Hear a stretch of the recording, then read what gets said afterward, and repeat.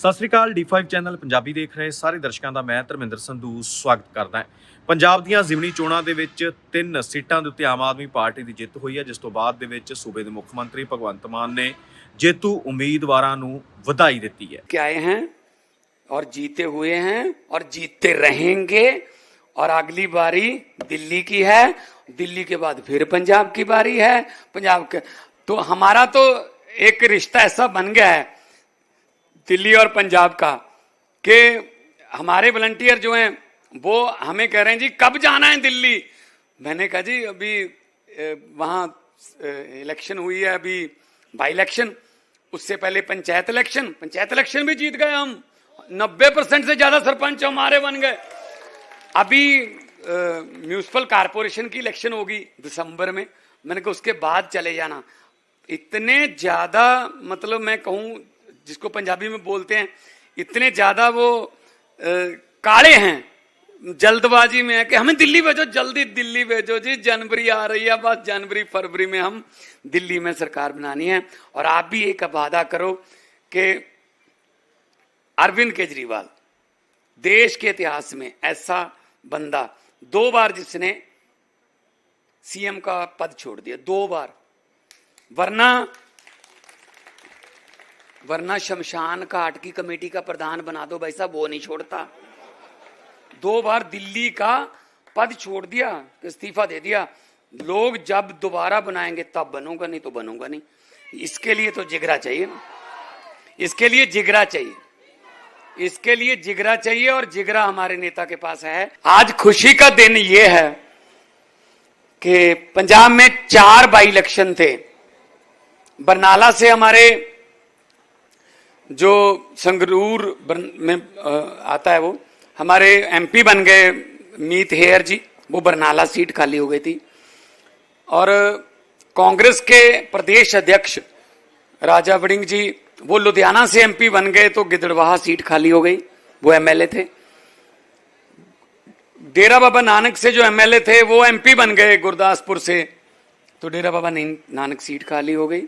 होशियारपुर से हमारे डॉक्टर राजकुमार चब्बेवाल हमारे एमपी बन गए, तो चब्बेवाल सीट खाली हो गई। 4 सीटों का बाई इलेक्शन था, और मैं आपको खुशी से बताना चाहता हूं उन 4 में से 3 को बड़ी जबरदस्त लीड से जीत के आए हैं, जो आम आदमी पार्टी के पास पहली बार आई हैं। तीनों सीट आम आदमी पार्टी ने पहली बार जीती हैं। वो 22 में इतनी आंधी चल रही थी तब भी नहीं आई थी, अब आ गई, क्योंकि लोगों को कामों का पता चल गया, लोगों को अरविंद केजरीवाल के, लोगों को दिल्ली सरकार के, पंजाब सरकार के काम का करने का पता चल गया कि कैसे काम करते हैं। तो प्रदेश अध्यक्ष की पत्नी 22,000 से हारी है गिदड़बाहा में। 13 साल से उन्हीं का कब्जा था जी। 22,000 से हमारा कैंडिडेट जीता है गिदड़बाहा से। और जो अहंकार जो बोलता है, कई बार वो कहते हैं ना अहंकार और खुदा का बैर होता है। अहंकार था कांग्रेस के कुछ एमपीज के वहां डेरा बाबा नानक में, 6,000 से उनकी पत्नी हारी है। ये तो टिकटें अपनी पत्नियों को देते हैं ना, इधर उधर तो इनको पता ही नहीं है ना क्या होता है। तो बीजेपी की 4 में से 3 पर जमानत जब्त है जी।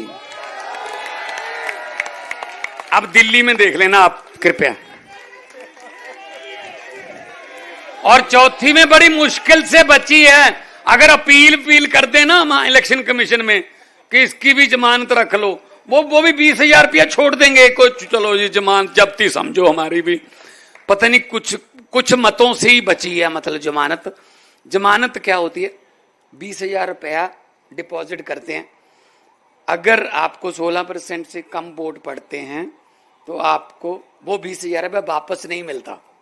इसको बोलते हैं जमानत जब्त, ठीक है ना। तो 3 जगह से तो मिलेगा नहीं, चौथी जगह पे वो लेंगे नहीं, तो समझो चारों ही जमानत जब्त होगी। अब दिल्ली में 70 में से बीजेपी को कितने 20,000 वापस करवाओगे? 0 करवा दो बस। 20,000 इनके लिए क्या है, इनके लिए क्या है? हाँ, वही वही मैं तो कहूंगा अरविंद केजरीवाल जी को और राघव चड्ढा जी बैठे हैं कि सुप्रीम कोर्ट में 80 डालो कि वो 20,000 कम से कम जनता के लिए तो यूज कर सकें, कि जो जमानत जब्त होती है वो पैसा जो है वो पब्लिक के लिए यूज कर सकें। ये वो पैसे हैं जो आपने एक रिजेक्ट बंदे को रिजेक्ट करके आपने पैसे दिए और ये पैसा आपको मिल रहा है। तो लोगों में ये भी कंपटीशन हो जाएगा, इसका भी 20,000 लेना है और 20,000 को बढ़ा के थोड़ा 50,000 या लाख भी करना चाहिए, ताकि पब्लिक के पास थोड़ा पैसा, तो जैसे सीएम साहब कहते हैं कि 1 नेशन 1 इलेक्शन नहीं, ये तो हर रोज ही इलेक्शन होनी चाहिए। इलेक्शन के समय तो नेता जो हैं वो काबू आते हैं, इलेक्शन के समय तो कहते हैं हम ये दे देंगे, ये दे देंगे, ये दे देंगे। तो इसीलिए मुझे आज जब 12-1 बजे तक पता चला, सीएम साहब ने कहा दिल्ली आओ, दिल्ली के लोग आपका इंतजार कर रहे हैं और हम बड़े मंच पर ये बोलना चाहते हैं कि आम आदमी, वो कुछ सोशल मीडिया पर या जो इनका ट्रोल मीडिया है, इनका पता नहीं कौन सा मीडिया है, तो ये करते रहते हो ना, पता नहीं ये झाड़ू बिखर गया, झाड़ू खिलर गया, झाड़ू में से 1-2 वीक जो तीले होते हैं ना, वो अगर सफाई करते करते निकल भी जाएं, झाड़ू सफाई करता रहता है। अगर कमल के फूल में से एक पत्ती काट दो, वो कमल का फूल नहीं रहता। अगर पंजे में से एक उंगली काट दो, वो पंजा नहीं रहता। हमारा तो झाड़ू रहेगा, हमारा झाड़ू सफाई करता रहेगा। और पहले इस झाड़ू से हम सिर्फ दुकान या मकान साफ करते थे, अब अरविंद केजरीवाल की अगुवाई में इस झाड़ू से पूरा हिंदुस्तान साफ किया जाए। ਦੱਸ ਦੇਈਏ ਕਿ 4 ਥਾਵਾਂ ਦੇ ਉੱਤੇ ਪੰਜਾਬ ਦੇ ਵਿੱਚ ਜ਼ਿਮਨੀ ਚੋਣ ਹੋਈ ਸੀ। ਇਹ ਚਾਰੇ ਸੀਟਾਂ ਵਿਧਾਇਕਾਂ ਦੇ ਮੈਂਬਰ ਪਾਰਲੀਮੈਂਟ ਬਣਨ ਤੋਂ ਬਾਅਦ ਖਾਲੀ ਹੋਈਆਂ ਸਨ, ਜਿਹਦੇ ਵਿੱਚ 3 ਸੀਟਾਂ ਦੇ ਉੱਤੇ ਹੁਣ ਆਮ ਆਦਮੀ ਪਾਰਟੀ ਕਾਬਜ਼ ਹੋ ਗਈ ਹੈ ਤੇ ਇੱਕ ਬਰਨਾਲੇ ਵਾਲੀ ਸੀਟ ਦੇ ਉੱਤੇ ਕਾਂਗਰਸ ਦੀ ਜਿੱਤ ਹੋਈ ਹੈ। ਤੇ ਆਉਣ ਵਾਲੇ ਸਮੇਂ ਦੇ ਵਿੱਚ ਪੰਜਾਬ ਦੇ ਸਿਆਸੀ ਸਮੀਕਰਨ ਕਿਸ ਤਰ੍ਹਾਂ ਬਦਲਦੇ ਨੇ, ਜਿਵੇਂ ਕੋਈ ਅਪਡੇਟ ਆਏਗੀ ਲੈ ਕੇ ਹਾਜ਼ਰ ਹੋਵਾਂਗੇ। ਆਗਿਆ ਦਿਓ। ਨਿਡਰ ਹਾਂ, ਨਿਰਪੱਖ ਰਹਾਂਗੇ, ਆਜ਼ਾਦ ਹਾਂ, ਸੱਚ ਕਹਾਂਗੇ। ਗੱਲ ਕਰਾਂਗੇ ਸਿਆਸੀ ਹਵਾ ਦੀ, ਹੁਕਮਰਾਨਾਂ ਨੂੰ ਹੋਣਗੇ ਸਿੱਧੇ ਸਵਾਲ। ਸਭ ਤੋਂ ਪਹਿਲਾਂ ਪਹੁੰਚਾਵਾਂਗੇ ਤੁਹਾਡੇ ਤੱਕ ਸਿਰਫ ਸੱਚੀ ਖਬਰ। ਹਰ ਮਸਲੇ ਤੇ ਰਹੇਗੀ ਤਿੱਖੀ ਨਜ਼ਰ, ਦੱਸਾਂਗੇ ਕੌਣ ਕਰ ਰਿਹਾ ਹੈ ਕਿਹਦੇ ਤੇ ਜ਼ਬਰ। ਵਿਦੇਸ਼ਾਂ ਦੇ ਵਿੱਚ ਬੈਠੇ ਪੰਜਾਬੀਆਂ ਦੇ ਹੱਕ ਦੀ ਕਰਾਂਗੇ ਗੱਲ। ਕੈਨੇਡਾ ਅਮਰੀਕਾ ਦੀ ਹਰ ਸਿਆਸੀ ਖਬਰ ਲੈ ਕੇ ਆਵਾਂਗੇ ਤੁਹਾਡੇ ਵੱਲ। ਉਭਰਾਂਗੇ ਪੰਜਾਬ ਦੀ ਆਵਾਜ਼ ਬਣ ਕੇ, ਹਰ ਮੁੱਦੇ ਤੇ ਹੋਣਗੇ ਰੋਜ਼ ਚਰਚੇ। ਖੋਲਾਂਗੇ ਅੰਦਰੂਨੀ ਰਾਜ਼, ਬਣਾਂਗੇ ਬੁਲੰਦ ਆਵਾਜ਼। ਖੇਡ, ਸਿੱਖਿਆ, ਖੇਤੀ ਦੀ ਬਾਤ ਪਾਵਾਂਗੇ, ਹਰ ਪਿੰਡ ਹਰ ਸ਼ਹਿਰ ਜਾਵਾਂਗੇ। ਗਾਇਕਾਂ ਤੇ ਅਦਾਕਾਰਾਂ ਨਾਲ ਕਰਵਾਵਾਂਗੇ ਮੁਲਾਕਾਤ ਤੇ ਕਲਾਕਾਰਾਂ ਦੀ ਜ਼ਿੰਦਗੀ ਤੇ ਮਾਰਾਂਗੇ ਝਾਤ। अब धर्म, धरोहर, संस्कृति और सेहत की होगी बात। अब D5 चैनल हिंदी भी होगा साथ। ਕੀ ਨੇ ਸਾਡੇ ਕਾਨੂੰਨ, ਫਰਜ਼ ਤੇ ਅਧਿਕਾਰ, ਕੀ ਕਰਦੀ ਹੈ ਸਾਡੀ ਸਰਕਾਰ, ਕੀ ਹੈ ਤੁਹਾਡੀ ਮੁਸ਼ਕਲ ਦਾ ਹੱਲ। D5 ਚੈਨਲ ਪੰਜਾਬੀ ਦੀ ਕਚਹਿਰੀ 'ਚ ਹੋਵੇਗੀ ਸਿਰਫ ਲੋਕਾਂ ਦੀ ਗੱਲ।